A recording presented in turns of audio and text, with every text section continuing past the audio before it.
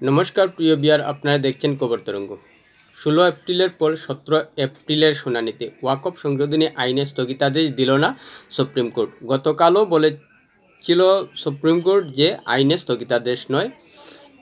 17 এপ্রিলও শুনানিতে বলল যে স্থগিতাদেশ নয়, বরং কেন্দ্রের সলিসিটর জেনারেল তুষার মেহতার উত্তরের জবাবে প্রধান বিচারপতি বললেন যে এই আইনে অবশ্যই ভালো দিক রয়েছে এবং গতকাল বলা হয়েছিল যে সরকার নিয়ন্ত্রিত হলেই অসাংবিধানিক নয়। সেই সঙ্গে পরবর্তী শুনানি 5 মে ধার্য করা হয়েছে এবং 7 দিনের মধ্যে কেন্দ্রকে জবাব দিতে বলা হয়েছে। সেই সঙ্গে নির্দেশ হয়েছে যে 1995 সালের আইনে ওয়াকফ সম্পত্তিতে বদল করা যাবে না, সেই সঙ্গে ওয়াকফ বোর্ড বা পর্ষদে নিয়োগ করা যাবে না। প্রিয় বিহার, ভিডিওটি ভালো লাগলে সাবস্ক্রাইব করবেন, এতে আপনার ক্ষতি হবে না কিন্তু আমাদের উপকার করে দেবেন। গতকাল সুপ্রিম কোর্ট নির্দেশ দিয়েছিল যে কোর্ট যে সম্পত্তিকে ওয়াকফ সম্পত্তি বলে রায় দেবে তাকে ওয়াকফ নয় বলে ধরা যাবে না। যে সম্পত্তিতে বিবাদ রয়েছে জেলা শাসক প্রয়োজনীয় প্রক্রিয়া চালাতে পারবেন কিন্তু বিধান কার্যকর করা যাবে না। সেই সঙ্গে ওয়াকফ বোর্ডে মুসলিম হতে হবে। আর আজকের বা 17 এপ্রিলের শুনানিতে সুপ্রিম কোর্ট নির্দেশ দিয়েছে যে ওয়াকফ বোর্ড বা পর্ষদে নিয়োগ করা যাবে না এবং 1995 সালের ওয়াকফ আইনে ওয়াকফ সম্পত্তিতে বদল করা যাবে না।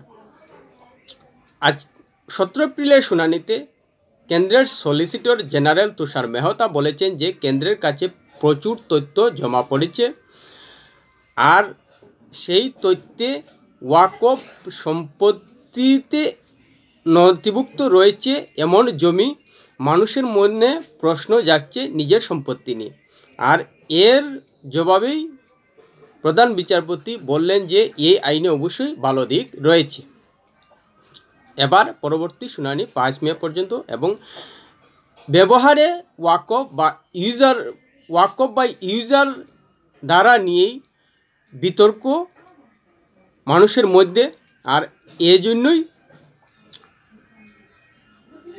ওয়াকফ বোর্ড মুসলিম পক্ষ এবং অন্য বা হিন্দু পক্ষদের মধ্যে বিতর্ক ওয়াকফ বাই ইউজার নিয়ে।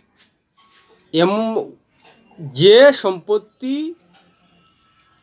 ওয়াকফ হয়েছে এমন নথিভুক্ত হয়েছে, অনেকের মধ্যে বিতর্ক রয়েছে যে ব্যবহারে ওয়াকফের কাছে সম্পত্তি নথিভুক্ত হয়েছে। আর এ নিয়েই হিন্দুদের মধ্যে বা অন্যদের মধ্যে প্রশ্ন জাগছে যে মুসলিম সম্প্রদায় ব্যবহার করলেই সেটা ওয়াকফ দাবি করতে পারে এ ধরনের দ্বারা। আর এটা নিয়েই বিতর্ক আর এটা নিয়েই কেন্দ্রের কাছে জবাব চেয়েছে সুপ্রিম কোর্ট। এখন প্রশ্ন হলো যে এই দ্বারা নিয়েই কিন্তু সমস্যা। যদি হিন্দু বোর্ডে মুসলিম মানুষ থাকতে পারেন না সে নিয়ে ঠিক রয়েছে, সেই হিসাবেই ওয়াকফ বোর্ডে হিন্দু বা অন্য সম্প্রদায় থাকতে পারবেন না সেটাও কিন্তু ঠিক। কিন্তু প্রশ্ন হলো যে মুসলিম সম্প্রদায় থেকে বলা হয় যে তাদের পূর্বপুরুষ ওয়াকফের নামে জমি দান করেছেন। এবার যদি মুসলিম ছাড়া হিন্দু সম্প্রদায় বা অন্য কোনো সম্প্রদায়ের জমি ওয়াকফের নামে হয়েছে এমন তথ্য জমা হয় তাহলে তখন কি জবাবটা হবে? মুসলিম সম্প্রদায় থেকে বারবার জানানো হয় যে তাদের পূর্বপুরুষরা ওয়াকফ বোর্ডে জমি দান করেছেন, তাহলে যদি সেই তথ্যে হিন্দু সম্প্রদায়, খ্রিস্টান সম্প্রদায়, বৌদ্ধ সম্প্রদায়, জৈন সম্প্রদায় থেকে ওয়াকফ বোর্ডে জমি দান হয় তাহলে বিষয়টা কি দাঁড়াতে পারে? অন্য সম্প্রদায় কেন ওয়াকফ বোর্ডে, মুসলিম সম্প্রদায়ের বোর্ডে জমি দান করবে? স্বাভাবিকভাবে মানুষের মধ্যে প্রশ্নটা আসবে। আর এখানেই সমস্যা যে অনেক সম্পত্তিতেই প্রামাণ্য দলিল নথি নেই, যেটা গতকাল সুপ্রিম কোর্টও বলেছে যে 14 শতক, 15 শতক, 17 শতক, 16 শতকে ব্রিটিশরা আসার আগে এমন এমন মসজিদ রয়েছে ভারতে যেগুলো নথিভুক্তকরণ হয়নি, কারণ ব্রিটিশরা আসার পরই ভারতে নথিভুক্তকরণ শুরু হয়েছিল। এ নিয়ে সুপ্রিম কোর্ট প্রশ্ন তুলেছিল, কিন্তু ব্রিটিশ আসার পর বা স্বাধীন হওয়ার পর ভারতবর্ষ যদি ওয়াকফের নামে সম্পত্তি নথিভুক্ত হয়, ব্যবহারে ওয়াকফ দাঁড়ায়, তাহলে তো স্বাভাবিকভাবেই মানুষের মধ্যে প্রশ্নটা আসবে যে ওয়াকফ বোর্ডে অন্য সম্প্রদায়ের জমি কি করে গেল। এখন যদি উত্তর পুরুষ সন্দেহ প্রকাশ করেন তাহলে বিষয়টা নিশ্চিতভাবে বিতর্কিত। আর এ নিয়েই ভারতবর্ষে বিতর্ক, এ নিয়েই বিজেপি সরকার উদ্যোগী হয়ে ওয়াকফ সংশোধনী বিল আইনে পরিণত করেছে। আর একটা বিষয় অবশ্যই বিতর্কিত যে অমুসলিম সম্প্রদায় ওয়াকফ বোর্ডে নিয়োগ হতে পারেন, সেটা অবশ্যই বিতর্কিত। কারণ ওয়াকফ বোর্ড মুসলিম সম্প্রদায়ের স্বাভাবিকভাবেই যেহেতু হিন্দু কোনো বোর্ডে মুসলিম সম্প্রদায় নিয়োগ হতে পারে না, তাহলে মুসলিম সম্প্রদায়ের ওয়াকফ বোর্ডে কেন অন্য সম্প্রদায় থেকে নিয়োগ হবেন? সেটা স্বাভাবিক, যুক্তিসঙ্গতই। কিন্তু প্রশ্ন হলো যে ওয়াকফ বোর্ডে যদি মুসলিম সম্প্রদায়ের মানুষের দান করা জমি হয়ে থাকে, তাহলে অমুসলিম সম্প্রদায়ের জমি কেন ওয়াকফ বোর্ডে যাবে? স্বাভাবিকভাবেই অমুসলিম সম্প্রদায়ের মানুষের মধ্যে প্রশ্ন জাগবে যে ওয়াকফ বোর্ড কী করে অমুসলিম সম্প্রদায়ের জমি দাবি করতে পারে।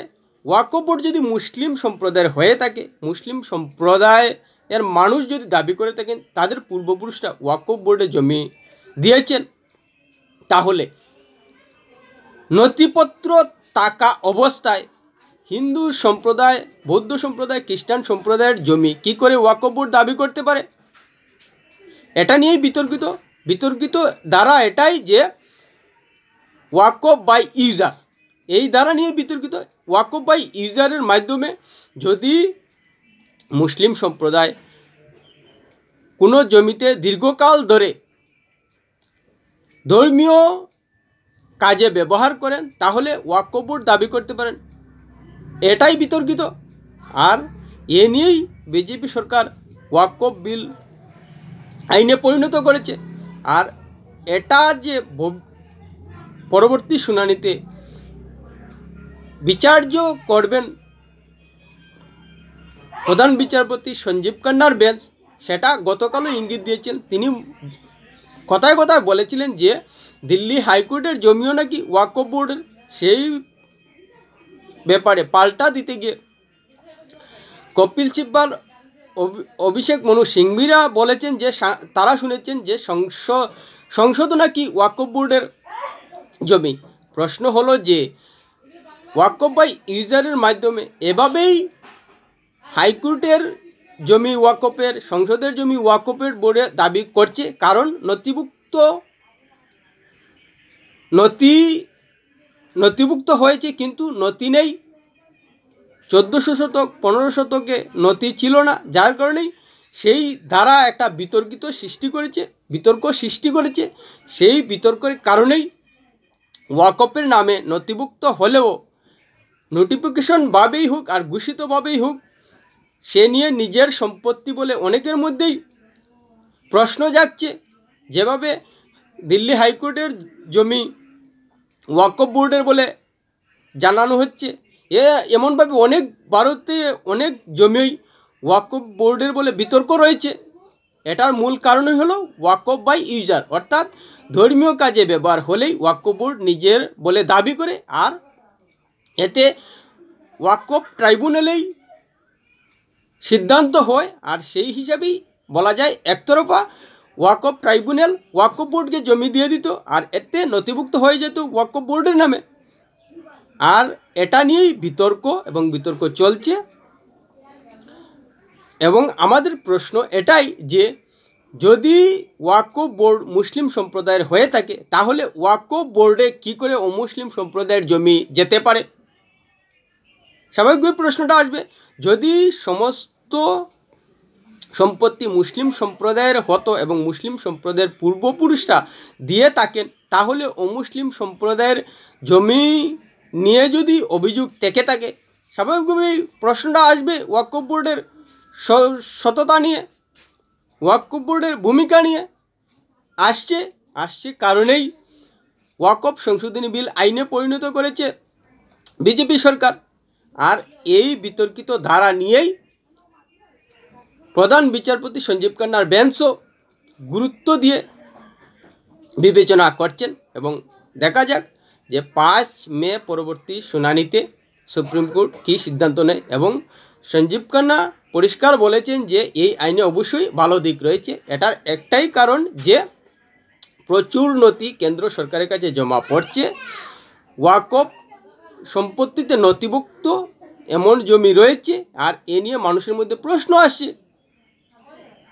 আর এটার জন্যই বলছেন যে এই আইনে অবশ্যই ভালো দিক রয়েছে। কোনো অবস্থায় এটা হতে পারে না যে অমুসলিমদের জমি মুসলিম সম্প্রদায়ের ওয়াকফ বোর্ড দাবি করবে। কেন দাবি করবে? কারণ মুসলিম সম্প্রদায়ের বোর্ড হলো ওয়াকফ বোর্ড। সেই ওয়াকফ বোর্ড কী করে অমুসলিমদের সম্পত্তি দাবি করতে পারে?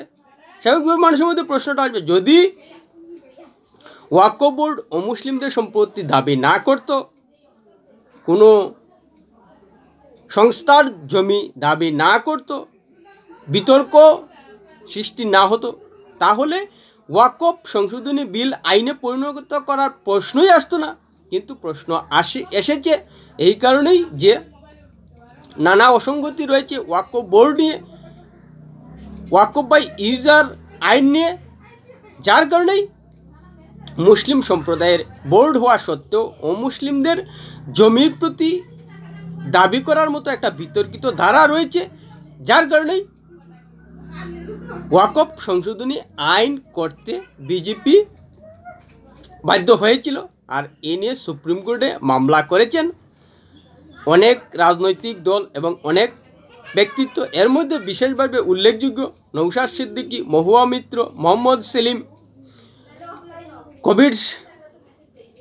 হুমায়ুন কবির এবং আসাদুদ্দিন ওয়াইসির মতো নেতারা। কারণ তারা মুসলিম সম্প্রদায়ের বোর্ড ওয়াকফ যে অন্য সম্প্রদায়ের অমুসলিমদের সম্পত্তি দাবি করতে পারে